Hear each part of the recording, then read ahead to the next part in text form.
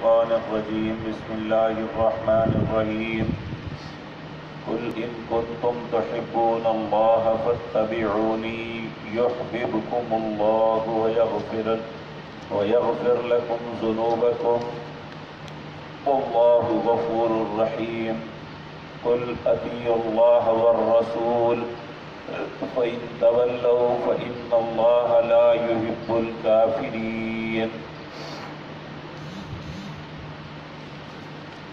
حضرات محترم، یہود کا دعویٰ تھا کہ نحن ابناء اللہ و احباؤہ، ہم اللہ کے بیٹے بھی ہیں اور اللہ کے محبوب بھی ہیں۔ محبوب اس شخصیت کو کہتے ہیں جس سے دوسرا محبت کر رہا ہو۔ تو ان کا کہنے کا مطلب یہ تھا کہ ہم اتنے اچھے ہیں کہ ہم اللہ کے نعوذ باللہ بیٹے بھی ہیں اور اللہ ہم سے محبت بھی کرتا ہے۔ تو اللہ نے اس کے مقابلے میں ان کو یہ بات کہی کہ قل انہیں کہہ دیجئے ان کنتم تحبون اللہ، اگر تم چاہتے ہو کہ اللہ تم سے محبت کرے تو فاتبعونی، پھر میری اتباع کرو، یعنی نبی کریم صلی اللہ علیہ وسلم۔ اور یہ بات یاد رکھیں، محبت کہتے ہیں دلی ملان کو، کہ کسی کا دل دوسرے کی طرف مائل ہو جائے، اس کے لیے دل نرم ہو جائے اور اس کے لیے اچھے جذبات دل میں پیدا ہو جائیں، اسے محبت کہتے ہیں۔ ہمارے یہاں ایک لفظ عشق بولا جاتا ہے، قرآن و سنت میں یہ لفظ نہیں ہے۔ یہ ہمیشہ انسان اپنی زندگی میں اس لفظ کو اتنے اچھے معنی میں نہیں دیتا، اور نہ ہی اس وقت اس کے خیالات یا اس کے دل کے ملان اچھے ہوتے ہیں جب عشق ہو کسی کے ساتھ۔ محبت ایک ایسی چیز ہے، یہ بڑی اہم ہے، اور بلکہ یہ ایمان کی علامت ہے۔ نبی کریم صلی اللہ علیہ وسلم نے فرمایا من احب للہ وابغض للہ واعطى للہ ومنع للہ فقد استکمل الایمان۔ جس نے کسی سے محبت کی تو اللہ کے لیے، اب اللہ کے لیے محبت گندی نہیں ہو سکتی۔ اللہ کے لیے جو محبت ہوتی ہے اس میں انسان کے ذہن میں برائی کی سوچ نہیں ہوتی، بلکہ خالصتاً انسان اس وجہ سے کرتا ہے کہ وہ اس میں کوئی اچھائی دیکھتا ہے۔ جس نے کسی سے محبت کی تو اللہ کے لیے، وَأَبْغَضَ لِلَّهِ، اگر کسی سے بغض رکھا تو وہ بھی اللہ کے لیے، یعنی ذاتی لڑائیاں نہیں لڑی، صرف اللہ کے لیے۔ وَأَعْطَى لِلَّهِ، اگر کسی کو کچھ دیا تو وہ بھی اللہ کے حکم کو مانتے ہو۔ وَمَنَعَ لِلَّهِ، اگر کسی سے ہاتھ روکا تو وہ بھی اللہ کے حکم کے مطابق۔ فَقَدِ اسْتَكْمَلَ الْإِيمَانَ، نبی کریم صلی اللہ علیہ وسلم فرماتے ہیں اس نے اپنے ایمان کو مکمل کر لیا۔ تو یہاں انسان کو یہ بات چاہیے کہ وہ سب سے بڑھ کے اپنے رب سے محبت کرے، اور محبت کا تقاضا یہ نہیں ہے کہ میں اپنی زبان سے بات کروں، زبان سے تعریف کروں، لیکن میرے دل کا ملان اس طرف نہ ہو، بلکہ محبت کہتے ہی ہیں کہ دلی ملان اس کی طرف ہو، اور جب دلی ملان ہوگا تو انسان اس کی بات مانے، اس کے مطابق چلے گا، اور اس کی محبت کے لیے ہر اس کے حکم کی تعمیل کی کوشش کرے گا۔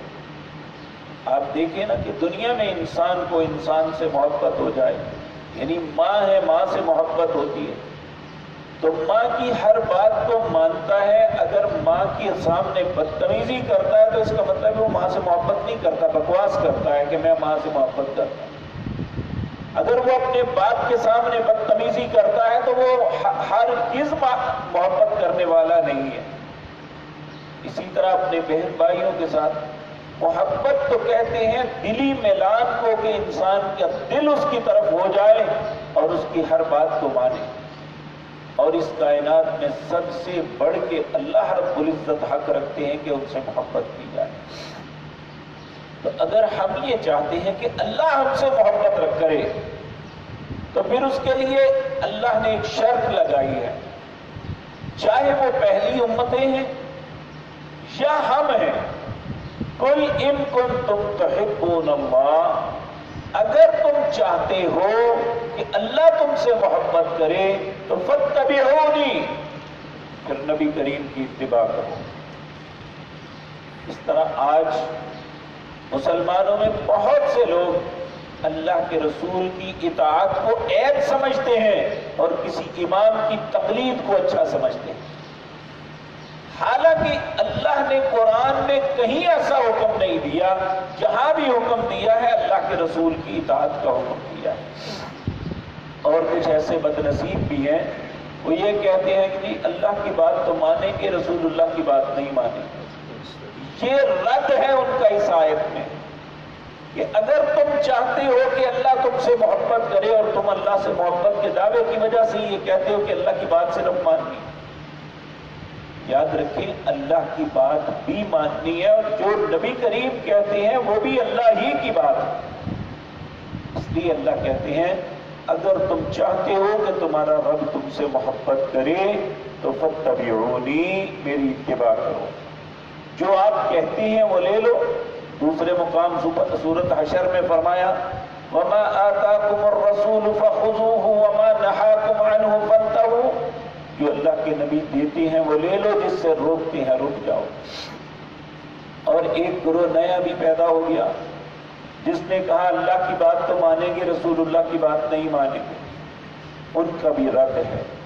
اور نبی کریم صلی اللہ علیہ وسلم نے 1400 سال پہلے فرمایا تھا ایک وقت آئے گا ایک پیٹ بھرا شخص تکیے سے ٹیک لگائے ہوئے یہ کہے گا بڑے تکبر کے ساتھ ہم اللہ کے حلال کو حلال مانتے ہیں، اللہ کے حرام کو اور کسی چیز کو نہیں مانتے، لیکن آپ نے فرمایا مجھے اللہ نے اس کی مثل ایک اور چیز بھی دی ہے، جو میں تمہیں حلال یا حرام کہتا ہوں یہ بھی اللہ ہی کا حکم ہوتا ہے۔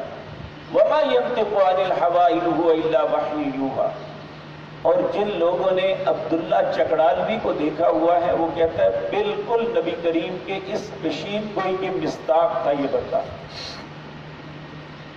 اس نے یا بر صغیر کے اندر لوگوں کو یہ طرح دی کہ حدیث رسول اللہ کی سنت کوئی چیز نہیں، نعوذ باللہ، صرف قرآن ہی ہے۔ اور یہ پھر اتنا بہکے کہ کسی نے کہا 2 نمازیں ہیں، کسی نے کہا 3 ہیں، کسی نے کوئی طریقہ اختیار کیا۔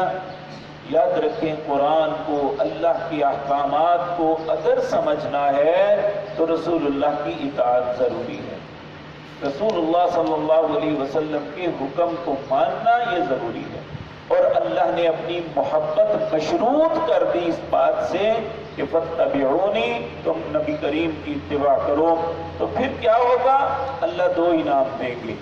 پہلا انعام یحببکم اللہ، اگر تم رسول اللہ کی اطاعت کرو گے تو اللہ تم سے محبت کرے گا۔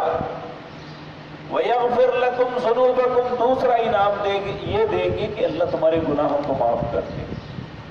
انسان کے لیے یہ 2 ہی بہت بڑے انعام ہیں کہ اللہ اس سے محبت کرے اور اللہ اس کے گناہوں کو معاف کر دے۔ اللہ ہمیں بھی اس بات کی توفیق عطا فرمائے کہ ہم اللہ کے نبی صلی اللہ علیہ وسلم کی اطاعت اور فرما برداری میں اپنی زندگی بسر کریں۔ واللہ غفور الرحیم، اللہ بخشنے والے مہربان ہیں۔ پھر اللہ فرماتے ہیں قل، انہیں کہہ دیجئے اطیعوا اللہ والرسول، اللہ کی اطاعت کرو اور اس کے رسول کی اطاعت کرو۔ فإن تولوا، اگر دونوں میں سے کسی کا انکار کرو گے، پھرو گے، تو فإن اللہ لا يحب الکافرین، اللہ کافروں سے محبت نہیں کرتا۔ یعنی ہم اگر رسول اللہ کے حکم کا انکار کریں تو کفر ہے، اللہ کے حکم کا انکار کریں تو کفر ہے۔ جس طرح اللہ کے حکم کا انکار کفر ہے، اسی طرح رسول اللہ صلی اللہ علیہ وسلم کے حکم کا انکار کرنا بھی کفر ہے، اور اللہ جو کفر کرتا ہے اس سے محبت نہیں کرتا۔ اور اللہ ہم سب کو اتباع کی، فرما برداری کی، آپ کے حکم کے مطابق چلنے کی توفیق عطا فرمائے۔ اسی میں ہماری کامیابی ہے، اور اللہ رب العزت ہم سب کو ناکامی اور نامرادی سے محفوظ رکھے۔ اقول قولی ھذا واستغفر اللہ۔